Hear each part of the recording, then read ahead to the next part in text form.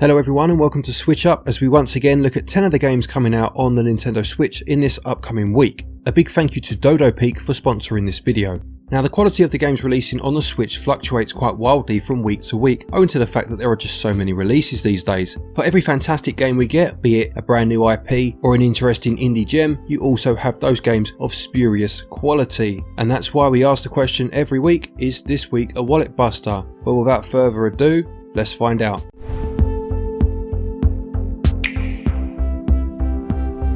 The first game we're going to look at for this week, breaking my own rules slightly because this one's already out, but it did stealth drop so we didn't get a chance to speak about it last week, and it's one I'm very much looking forward to. This is Samurai Shodown NeoGeo Collection. This is of course a collection of the Samurai Shodown games, which is an absolutely classic 2D fighting series from back in the day, and this particular version includes Samurai Showdown as well as 2, 3, 4, 5 Special, and a new game called 5 Perfect, which is a modified version of 5 Special. It includes both the Japanese and English versions of each game, and you can play online as well as locally, albeit you can only use the English versions when playing online. For fans of the series, it also has a museum mode which has over 2,000 documents or pieces of concept art across the series, and there is also a sound player which includes over 200 individual music tracks. Now as far as I knew, this was only receiving a limited edition physical release, although it looks as if that isn't the case. There was a limited edition one that's already sold out, but it does look like it's getting a wider release as well, which is fantastic news.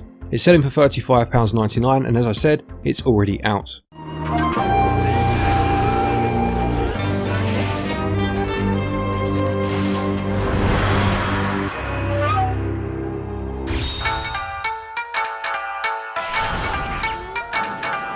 Next then, releasing on the 4th, we have a game called Skully. Nope, not Mulder's partner from the X-Files. This Skully is completely different. At first I wasn't sure what to make of this game, I have to be honest. You basically play as a human skull that's washed up on a mysterious island and then is given life in order that it might intervene in a war between the deities of the island.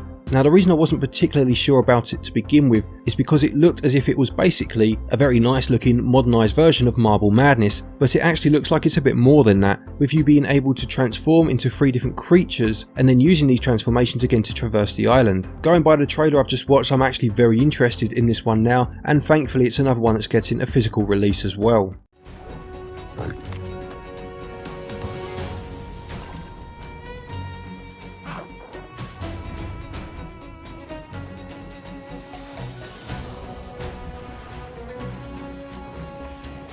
A big thanks to Dodo Peak who sponsored this video. Interestingly, when the ad offer came through for Dodo Peak, it was my daughter that first recognised the game, as she's been absolutely smashing it on the Apple Arcade, and she assures me it is a good time. In its simplest form, it's a retro-inspired arcade game. You play as a dodo collecting his eggs, and there's a time limit buzzing away in the background. Now, while it's quite a simplistic premise, it gets brutal. There are power-ups that you can use in a Pac-Man-esque way, allowing you to eat the enemies, and there are tons of different stages and outfits to unlock. And when I was doing my homework on this developer, he didn't want to have all the free-to-play stuff in there, so he went over to the Apple Arcade, which had just opened up, and he was able to create the game that he wanted to make. Now, it's of no surprise to me that he spent quite a chunk of his time trying to beat the high score on Cubit on his local machine, and Dodo Peak certainly captures that compulsive, easy to pick up, difficult to put down, and even more difficult to master gameplay. There are tons of different collectibles, outfits to unlock, and if you're interested in picking up the game, all the links will be down in the description, or you can head straight over to the eShop and it will cost you $9.99. Cheers for my 6-year-old for the good call. It's a very addictive game and I'm sure lots of you will enjoy it.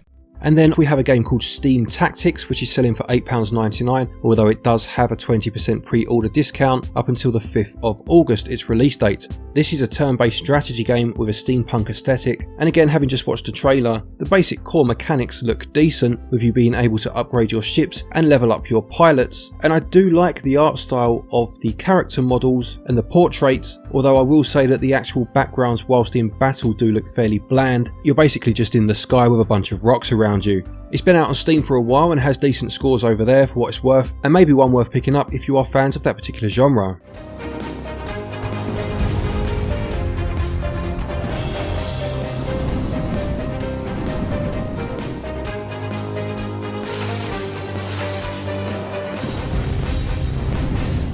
Then another game that really caught my eye, this one is called Clan N, which is a beat 'em up with a pixel art style, but what really caught my eye about this one was just how small the character sprites are. Generally in beat 'em ups, you have really chunky characters, so to see this change from the norm instantly piqued my interest. You can play with up to 4 players both locally and online, and it seems to have a nice variety of stages for you to fight on, including a pirate ship, which instantly reminded me of the pirate stage in Turtles in Time, one of my favourite beat 'em ups of all time. It will sell for £13.49, and again, as far as I'm concerned, this looks like a highlight of the week.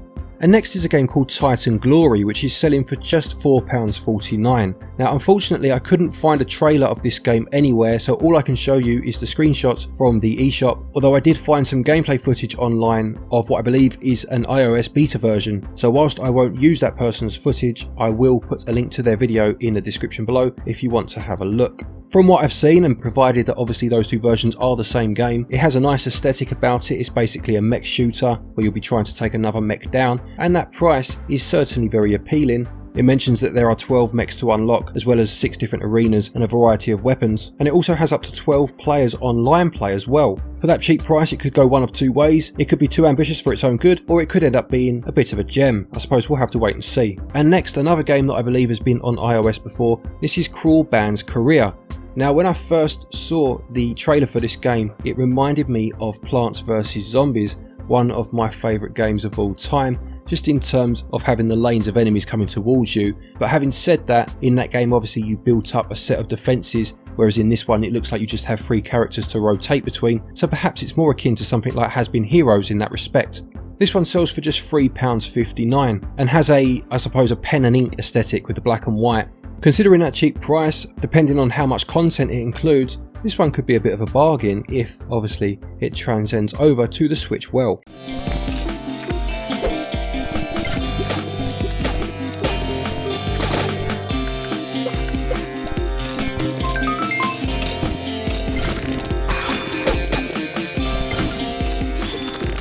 And next is a game called Aery Broken Memories. Now there is already a game on the Switch called Aerie. I believe that one's called Little Bird Adventures, so I'm assuming this one is the sequel.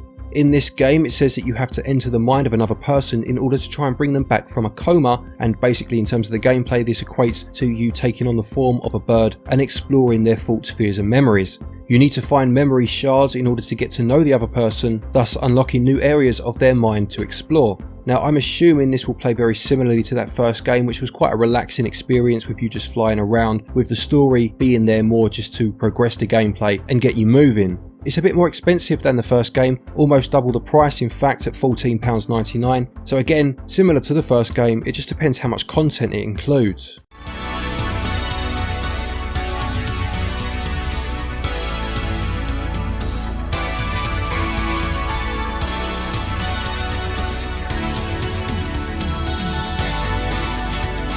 Then you have a game called Crowdy Farm Rush, which sees you having to draw paths for a variety of animals, getting them back to their pens on the farm. Looks very similar to those games you used to get with the aeroplanes, where you had to draw their flight path and get them to land without crashing into each other. I assumed when I first saw this game that you would only be able to play it in handheld mode and obviously use the touchscreen, but having looked at the information on the eShop, it does say that you could play in TV mode as well, so you must be able to use the buttons. Now I'll be honest, speaking personally, this is the sort of game that I'll see on the eShop and kind of roll my eyes at, but then you get playing it and it does kind of get its claws into you, and it's only going for £5.49, so if you are looking for something cheap and cheerful, this might be one of those sorts of games.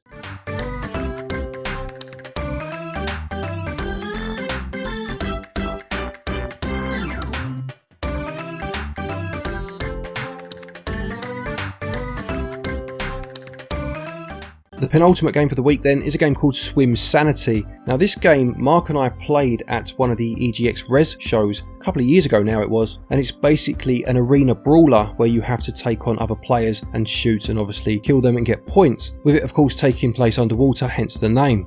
Now from the little we played of it back then, I mean you're talking 15 minutes in a crowded room, it was quite fun. It just depends how that translates over to a full game, I suppose. It does say that you have an adventure mode, you have your last man standing mode as well, and 150 plus challenges to complete, and all of the modes available can be played either online or locally, which is nice to see. You can play in both co-op or versus modes, and this game will set you back £19.99 and comes out on the 7th.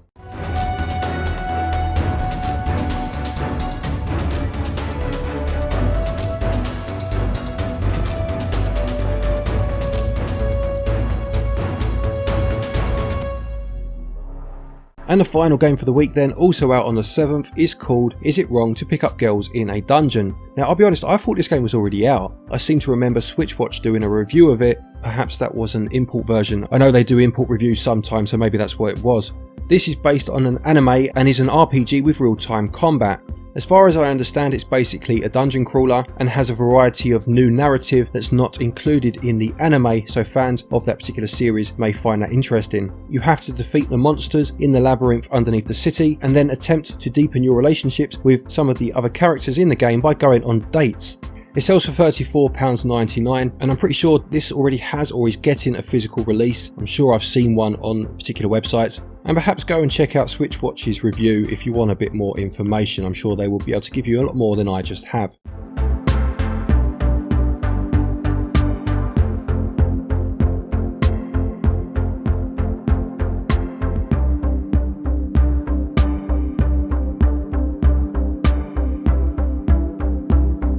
So that's it for another week then, 10 games highlighted. Is it a wallet buster? Well, I can only speak for myself, but I know I'll be picking up Samurai Showdown physically. Skully definitely has my attention, as does Clan N, so it looks like it's going to cost me a bit of money this week. But please do let us know in the comments section below if you feel the same. Is it a wallet buster for you? Do any of these games interest you?